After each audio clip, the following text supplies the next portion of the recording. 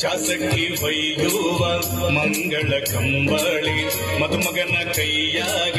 ಕಂಕಣ ಕಂಬಳಿ ಶಕ್ತಿಯ ಪೂಜೆಗೆ ಶುದ್ಧ ಬಿಳಿ ಕಂಬಳಿ ರೈತನ ಭುಜದ ಮ್ಯಾಲೆ ಜೋಡನಿಲ ಕಂಬಳಿ ಮಾಳಿಂಗರಾಯ